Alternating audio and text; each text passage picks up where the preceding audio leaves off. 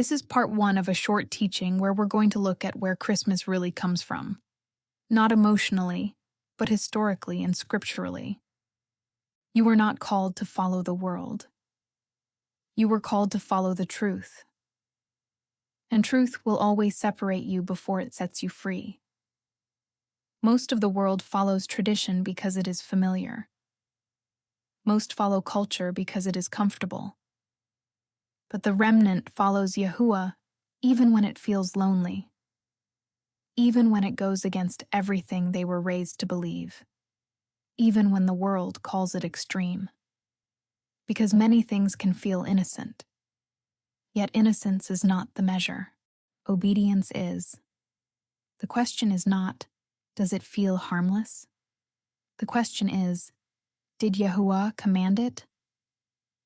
Christmas was never Yahuwah's idea. It did not come from Scripture, not from the prophets, and not from the teachings of Yahusha. It came from Rome, born from festivals of sun gods, shaped by empire, preserved through tradition, and wrapped in emotions strong enough to blind even sincere believers. Yet Yahuwah warned us plainly, learn not the ways of the nations. Jeremiah 10 verse 2. Not because he wants to take joy from you, but because he knows the ways of the nations carry spirits, patterns, and identities that do not belong to his people. The remnant is not awakening to take away joy. They are awakening to restore purity. Because the truth is this, joy that comes from obedience is deeper than joy rooted in tradition. You do not need a pagan holiday to honor the Messiah. You do not need a decorated tree, a date on a calendar, or a myth.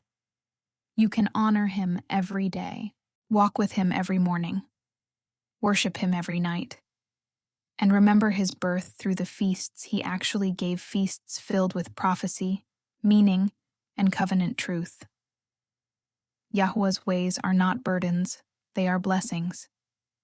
His feasts are not rituals, they are rehearsals of redemption. His commandments are not heavy, they are the path to life. The world made Christmas magical, but Yahuwah made his truth eternal. And when he calls you out of deception, it is never to take something from you, but to bring you back to what is real. He replaces confusion with clarity, tradition with truth, noise with understanding, shadows with substance.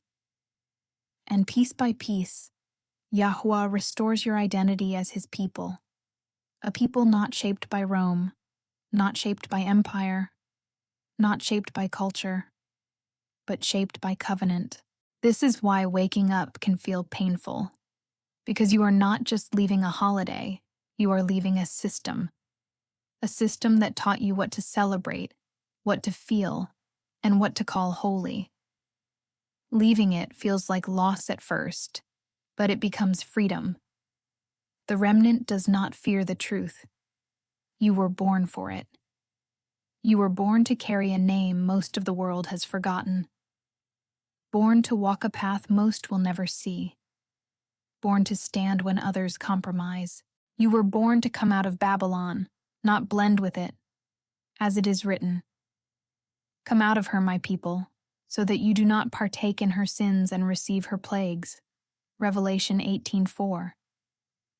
The remnant rises not by tradition, but by truth. Not by emotion, but by revelation.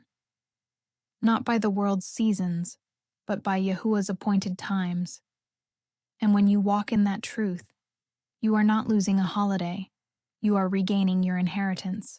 Truth is not measured by comfort, it is measured by command. Did Yahuwah command it? In the next part, we will look at what he did command his appointed times. Truth separates before it frees.